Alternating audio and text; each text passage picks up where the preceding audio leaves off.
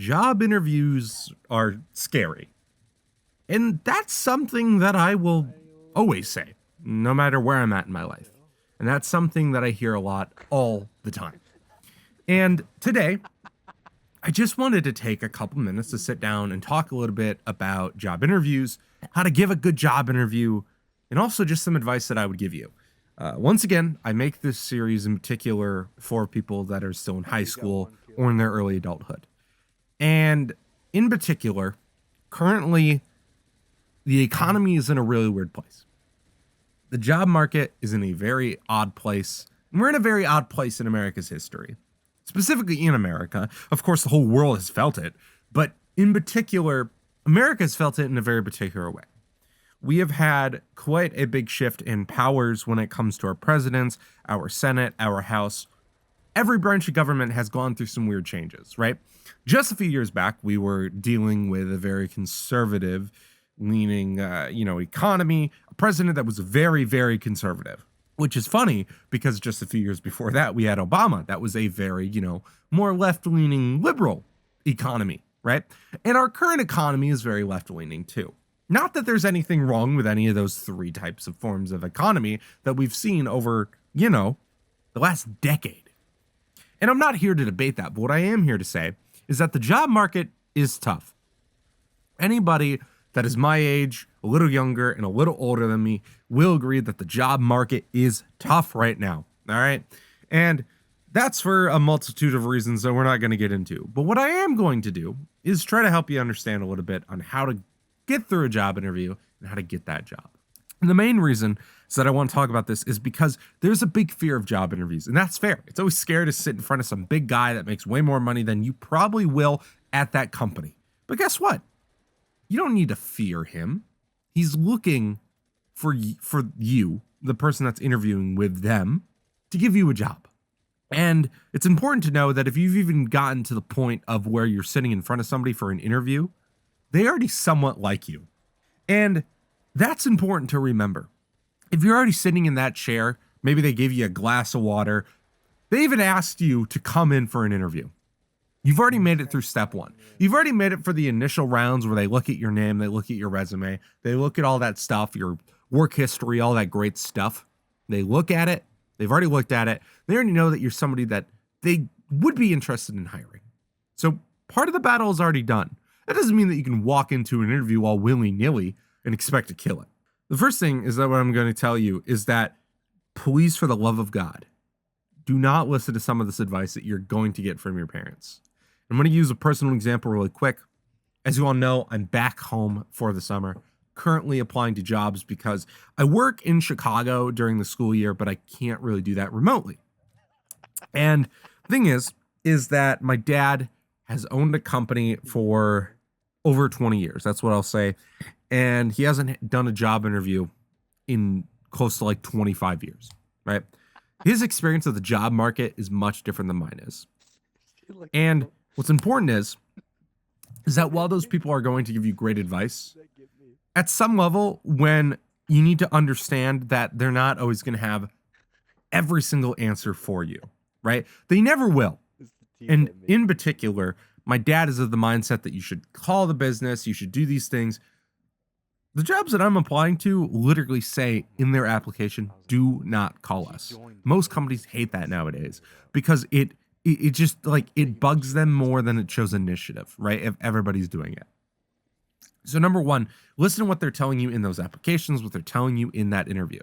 And another thing is that try to be as personable as possible. That's what a lot of these interviews are meant to do.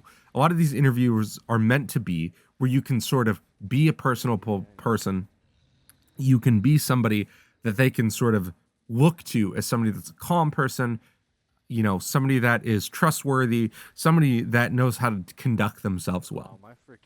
That is a super important piece of advice. Make sure that you are giving your full attention. Make sure that you are making sure that your appearance and how you want to present yourself is well balanced, right? You want to make sure that, you look acceptable and that you're who you want to be in this interview, right? Is because once again, you are trying to impress this person. One big piece of advice is if this is a company, what is their dress code? If their dress code is, you know, something like, if you're early on, right, you're working at like a fast food place, their dress code is obviously going to be that uniform, like, you know, the company shirt or whatever. Wear a button up, wear a nice pair of black jeans or jeans in general. Just wear something decent, something that you wouldn't necessarily wear, you know, to a funeral or wedding, or something that you may wear to like a graduation ceremony or, you know, a nice semi-fancy event, right? Something that's nice, but something that's not, you know, a tailored suit. You don't need to wear that to a basic interview. So sort of what I'm telling you to do here is go one step beyond what that dress code is. If the dress code is the semi-fancy, or well, what they call it is business casual, right? Let's say if the uniform is business casual, go up to something a little nicer than that. Sort of set that impression, sort of set that foundation for yourself. There's a few other things that I'm going to give you as a tip here. When they ask you to tell them about yourself, what they're asking you to do is to describe your work history. Just go through it. Even if it's on your resume, they just want to hear it. Just talk about what you've done, some of your interests, what you're like as a person, which is a really loaded question. Let's face it, it's really hard to answer. What they really want to know is to hear about your previous work experience. That's what they're really asking for. So it's important to make sure that you tell the truth and that you are honest about, you know, what you have done and what you want to do in your future and why you're here in front of them now. Now, another super important question that I kind of learned recently is something that you should ask at the end of the interview. And basically what that is, you know, ask your pretty basic questions that you may have, you know, about the company or whatever at the end of the interview when they ask you if you have any questions.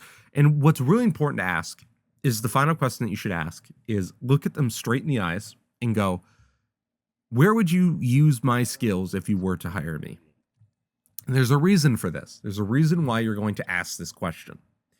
When you ask this question, it makes the interviewee, it makes the interviewer stop thinking about you as a candidate and starts making them think about you as an employee, right? And the reason why is because now they actually have to visualize and come up with a response of how they would use you specifically. And this sort of highlights in their mind your skills, right? Is basically in an interview, when somebody that's interviewing you sits down and they look at your resume, they look at you, they ask you questions, what's going to happen is that they are going to base a lot of their decision based off of that interview and that resume, of course. But when you stop and ask that question, they have to stop thinking a little bit about how you presented yourself. They have to start thinking about how would they utilize you as a person. Because let's face it, everybody's different. Everybody has their unique skills, their own talents, whatever it may be. No matter what the role is it makes them think, how would I utilize this person? How would I utilize the person that is now sitting in front of me? And the person that I've been interviewing for maybe 40 minutes or however long it's been, how would I use that person to my advantage to help this business grow? What am I going to use them for to help me grow my business, right? So now they actually have to visualize their skills, your skills, and then they're going to tell you that, right? And that gives you some ammo too. Maybe it's your communication skills, maybe it's your work ethic skills, whatever it may be. They now have that info, and they are now going to relay that info, and they're going to start thinking about you as a employee rather than a candidate. And that's what's super important, is getting past that step where they just think that you are another person coming in for an interview. They are now looking at you as the next person that they're hiring. That is one of the most important aspects of an interview, is leaving that place knowing that they are no longer thinking of you as simply somebody that came in for an interview and somebody that they are now considering to hire.